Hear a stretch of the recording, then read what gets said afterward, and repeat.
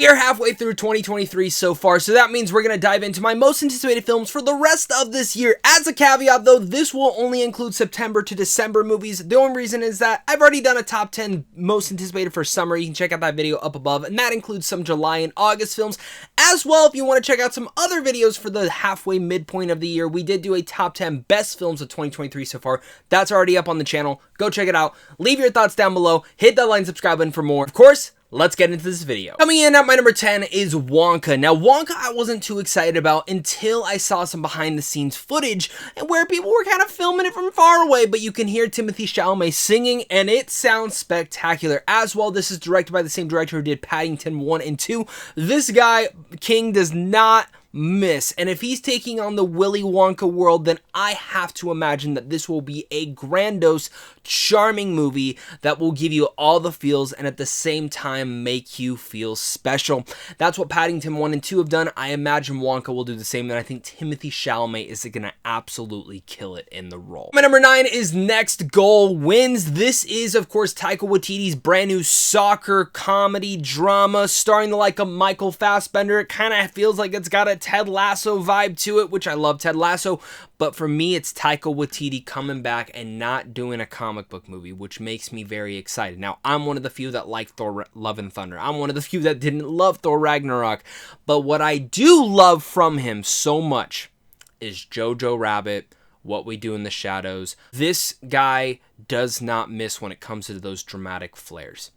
And I really do feel like after watching the trailer for Next Goal Wins, I'm like, this looks to be a very special movie that might feel familiar in a lot of ways, but it feels heartfelt.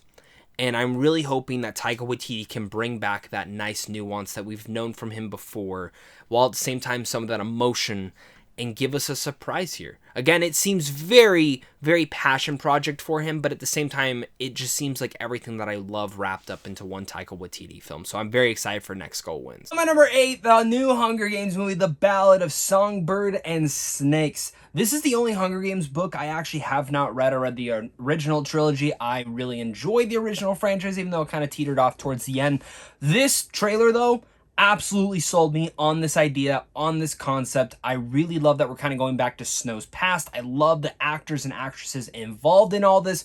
And honestly, I'm just excited. Like, a brand new Hunger Games film seems like something that would have kind of been an eye roll for me.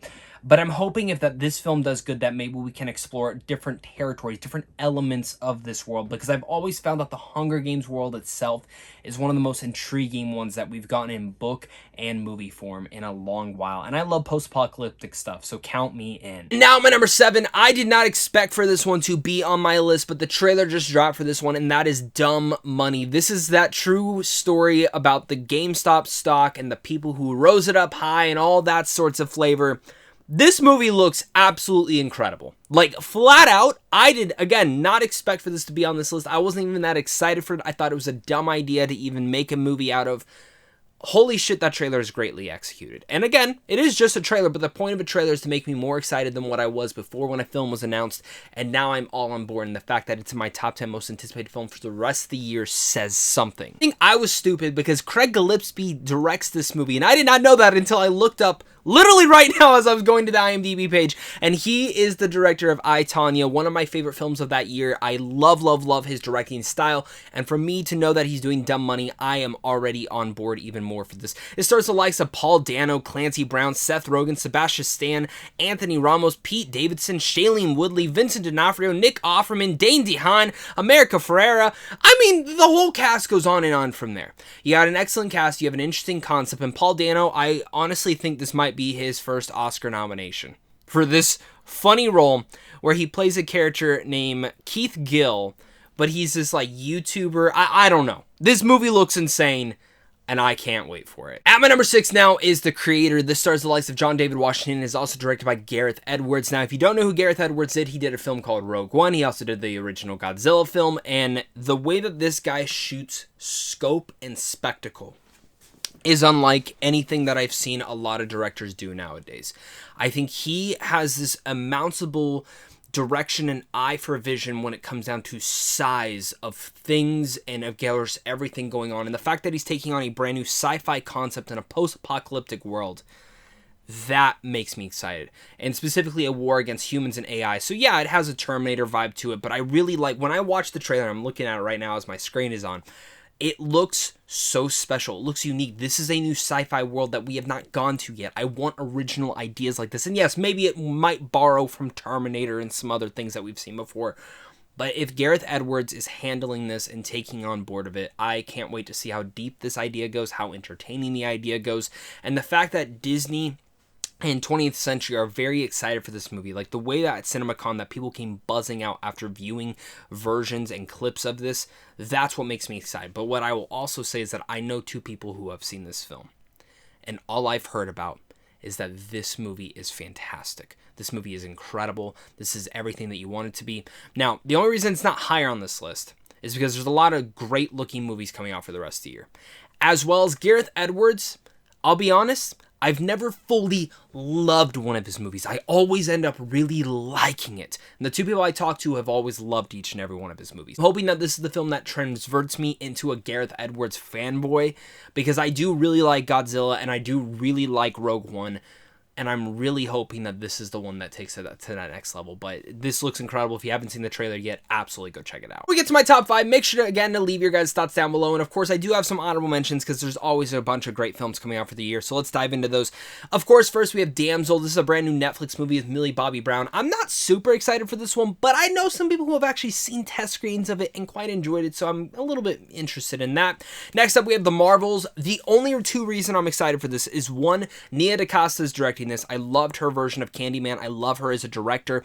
And specifically, I like these characters. I think it looks fun. I like the trailer itself. I'm just hoping it ends up being a lot better than the first Captain Marvel. Next up, we have Leave the World Behind. This is a brand new Netflix movie. Julia Roberts, Mahershala Ali, Ethan Hawke. I've heard wonderful things about this film, but other than that, I don't know too much. I just know that it's sounds to be pretty good. Next, I have the Ghostbusters movie, which would have been my top 10. It would have bumped out Wonka, but the reason it's not is because I genuinely do not think this movie is coming out this year. Like, I will be shocked if it does. There's 6 months left. They just stopped filming, and now they got to do visual effects. We'll see how that goes. And the last film on my honorable mentions is the Five Nights at Freddy's movie. I've never really been a huge fan of the games, but I have always liked the ideas and the concept and the puppeteering, the fact that they got the Muppet Studio in there and everything like that. That makes me very excited to see what the creations are on there.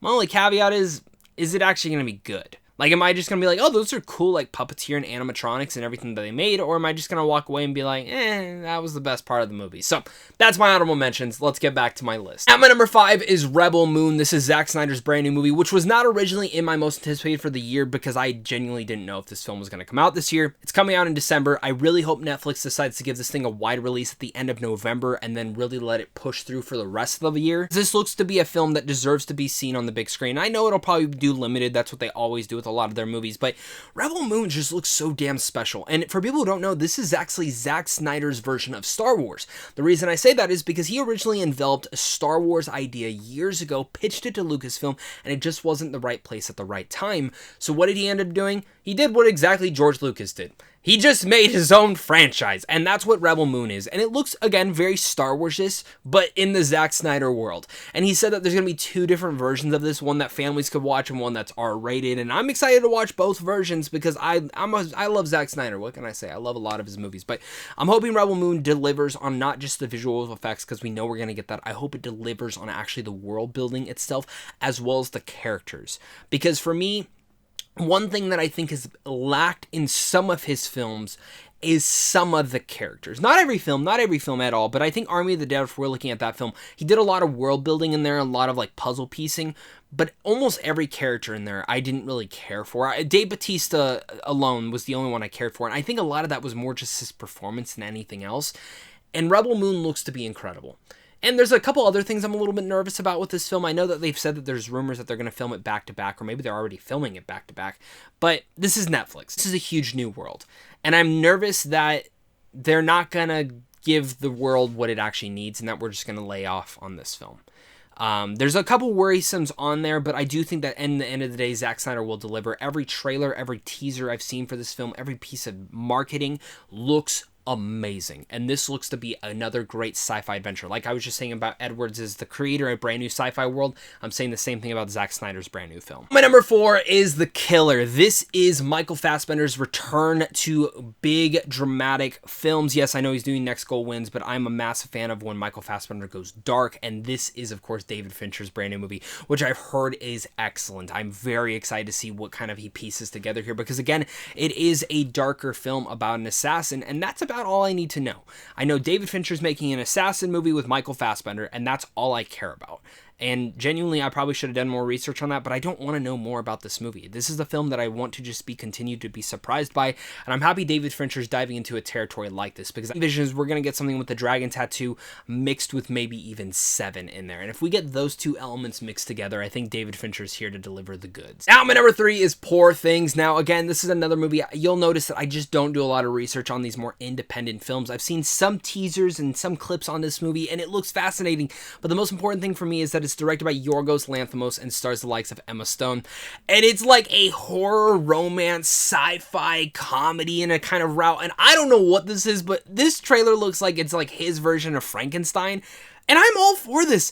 I cannot wait to see what Yorgos did. I loved The Favorite. I love The Lobster. I honestly love almost every single one of his movies. So I'm a fanboy for Yorgos Lanthimos. His style works for me, and I really do think Poor Things looks to be that next creative venture from him. And if you haven't checked out the trailer for this yet, you absolutely should. Now, my number 2 is Killers of the Flower Moon. This is the Martin Scorsese movie that, well, it premiered at Cannes to raving reviews saying that this possibly might be one of his best films yet, which is saying a lot because it's Martin Scorsese, and he's made a bunch of amazing movies. And for me personally, he's actually been my favorite director since I was a kid. Yes, I grew up with a lot of his movies. Probably shouldn't have my dad. Thank you so much. I think the thing about Killers of the Flower Moon that I'm very excited to see is how he handles this material. How we bring about this big epic scope Western. And the way that I look at this is being a Western, that's something that I don't think Scorsese's ever really done. And if he has, I haven't seen one of his Western films, or maybe I'm just blanking, but it's DiCaprio, Plemons, and De Niro, along the likes of a brand new person named Lily Gladstone, who I've never truly seen in any all too much, but I'm excited to see how she plays in here. I barely even saw the trailer, to be honest with you guys, on this one. I just know that I'm going to be fully in on this, and I can't wait to see what Scorsese delivers. My number 1 of the year. My number 1. It's Dune 2. There's no doubt about it. It's Denis Villeneuve. You know, I said Scorsese's been my favorite director since growing up. Denis is personally my favorite director working right now. And the fact that he is getting the chance to do Dune Part 2 and actually make this sequel. I love the first Dune. That was my favorite film of that year. I continue to go back and rewatch that film, and it still holds up even watching it at home. I loved watching that movie in the theaters, and I think Dune 2 is going to deliver all the greatness. You know, if you've read the book like I have, the back half of the book is like the action-centric parts that I think a lot of people were wanting from the first part. I didn't really need it because I loved all the world building in the first one, but what I hope that doesn't get lost in the sequel is the character development, the character building, and of course the political nature that is so important within the book. I don't think Denis will lose any of that, any slight at all, but what I am very excited to see what he does here. Again, I think, and what I'm expecting is the rest of that story that I'm truly needing to do. It's the same cast, it's a bigger cast this time with even more added in there, bigger crew as well in here. I don't know. I saw that one trailer. I was hyped. I don't need to see any more. But I definitely want to see what your guys' most anticipated films for the rest of the year are. Make sure to leave your thoughts down below. Hit that like and subscribe button for more. And of course, until next time, stay classy.